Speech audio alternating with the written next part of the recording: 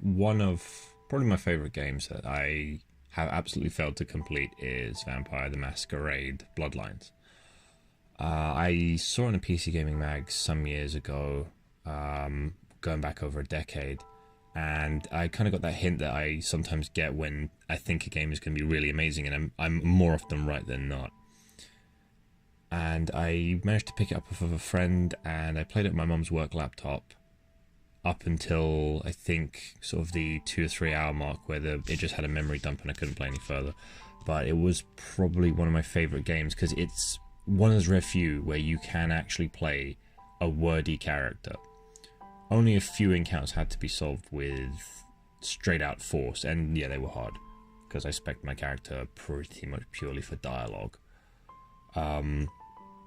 But it was fun because you got a lot of interesting problem solving. They had a lot of good scenarios, and it's probably one of the best examples I've ever seen of taking the formula from a pen and paper RPG where someone's actually running the campaign, and you've got a lot of diversity of plot, and they've crammed a lot of it into this game, and they did very well, given that I think half of the game was made post-release pro bono by the studio just out of love, which I think was incredible.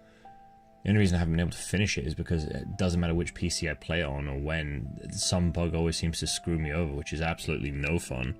Speaking of games I couldn't finish for the life of me, I remember playing Deus Ex in my friend's house, like the first time on his laptop, and I swear this is the case, but there's a box check on the save game when you go to save, and it basically equates to, but do you really want to save though?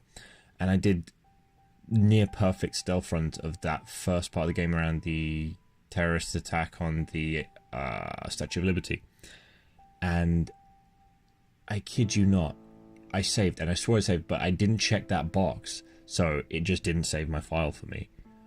And it was the most frustrating thing ever. At least Vampire the Masquerade had the excuse that like my hardware was basically dollar store fucking Radio Shack laptop wear. This one had a feature on it, and I double check this, maybe it got patched out, maybe I'm losing my fucking mind, but there was literally a checkbox designed to screw you over if you weren't paying attention. As I got a bit more time and I actually managed to purchase some of my own hardware, a long time ago, one of my friends started making their own gaming PCs. So we did have some pretty awesome LAN parties where usually we'd go out to one of our friends' houses, spend about a week there.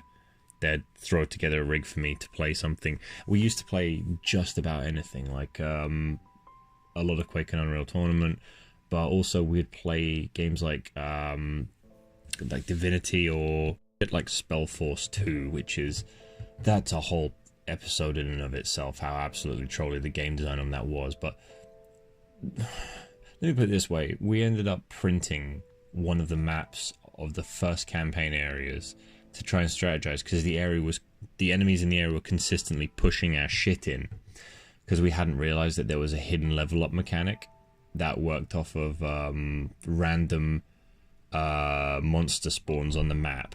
And mind you, this is an RTS game mixed with RPG elements.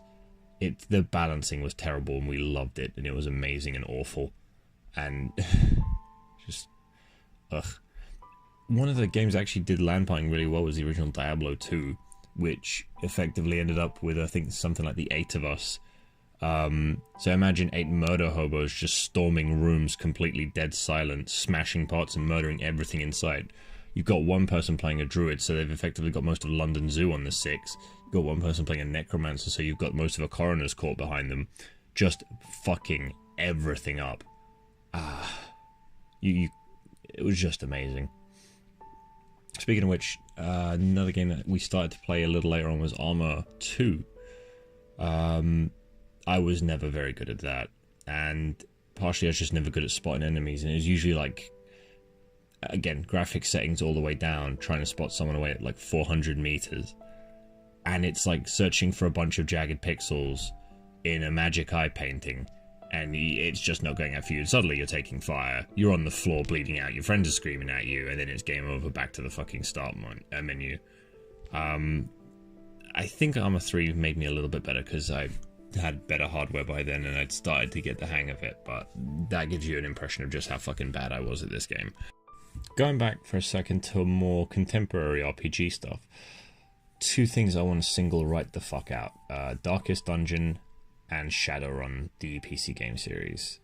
Starting with Darkest Dungeon, I actually helped kickstart that game in when it was in development, and I will say even now it is probably one of the best looking games out at the moment. The artwork is fantastic. I cannot wait for number 2. That's actually what sold me on the premise. It was just the artwork alone was gorgeous, and it really holds up. The team who made that, Red Hook, they have designed the entire theme around this style and this atmosphere, and it's just the tightest design. I only think I've seen a tighter concept around the original Portal game, which did the aesthetic up to the hilt, and is pretty much a perfect game as far as it goes.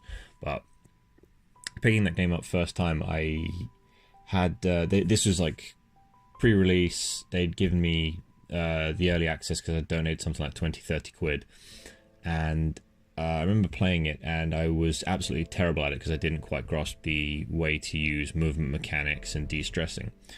And I was facing up against one of the bosses in a harder fight, and all my dudes were losing their shit. They'd pretty much all been afflicted. They'd hit maximum stress, and they were hurting each other and pissing each other off in equal measure. And then the bounty hunter, who is a character I generally didn't like, he actually virtued out and became pretty much unkillable. It was one of the early pre-release virtues that got changed out. He basically maxed out his ability to resist damage and death, and went on to solo the rest of the dungeon by his ones, which was just amazing. I think I actually stopped playing the game for a long time after that because I couldn't handle it.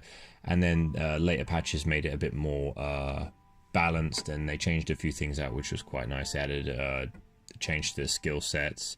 The new classes were a welcome addition. That was awesome.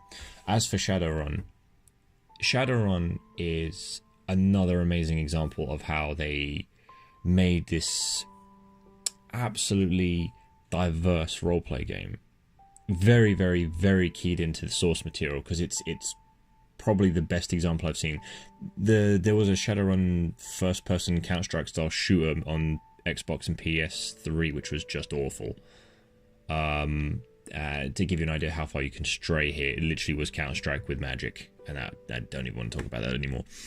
But the Shadowrun game RPG was just perfect. You could do any playstyle. You could do guns akimbo. You could do what I do and just play a dialogue-heavy character. The only slight annoyance is obviously they tied in the charisma and etiquette style to shamans, which has some basis in the game, but that's neither here nor there. You couldn't play a purely speaky character. You had some level of magic if you did that, but that was alright, because I had fun with it, and it made it interesting for me, and I still managed to talk and plot my way through most things, and it was a good experience. I've been playing Dragonfall, which takes everything from the first one, and I finished the first one, and it was incredible. And then Dragonfall has taken everything up to 10, and it's done it in the best way I think possible. Think of it this way: in the original Shadowrun on PC, your character is more or less a representation of whoever you want to be. You answer things the way you want. But your character has really very little in the way of predetermined characteristics, relationships, etc. And so you interpose your own personality on whoever you're playing, which is good. In Dragonfall, you are playing a person who's an established member of a team. Now, you can change aspects of them by the way you act, absolutely. But you can... You have a family, a unit, people who view you in a certain way. You have actions, you have a past and history. And watching that unfold and being a part of that was probably one of the best parts. It's especially doing the loyalty missions for your followers and doing all of that. And when one of your characters dies near the end game, it's a really, really, really great feeling. They've put a lot of care and effort into that. I still haven't finished it because I'm stuck on one of the levels and I just don't want to keep throwing myself at the wall again. I need to get out of that habit. Speaking of which, one excellent supporting example of that for the kind of character-defined roleplay system where you don't really play yourself, you're more of an observer into other pre-written characters, is Undertale. Now, Undertale is a game that, depending on how you play it, will either warm your heart or shit directly inside of it. Naturally, I chose a pacifist route. It is just the cutest goddamn thing, and I remember I accidentally got the normal ending first, and if anyone's ever played Undertale, you know exactly how fucking nightmarish that final boss is. But watching all of those characters and their relationships and how things intertwined, because you, for the most part, are a non-entity. Your character doesn't say anything. They have a fixed expression pretty much the entire time. You're almost a non-entity, but how these people react to you and your actions is just amazing. And Toby Fox is a goddamn genius. I cannot wait to play Deltarune. I'm avoiding spoilers like the plague. But it's a really good dichotomy. Some games build well off of the fact that you are the character, and some games build well off the fact that you are playing a character. Fucking RPG. Funny that. Anyway, that's me for now. Captain's Log, Banderacon, signing off. For me, baby, don't you threat to leave me. You getting stressed, I said take this shit easy.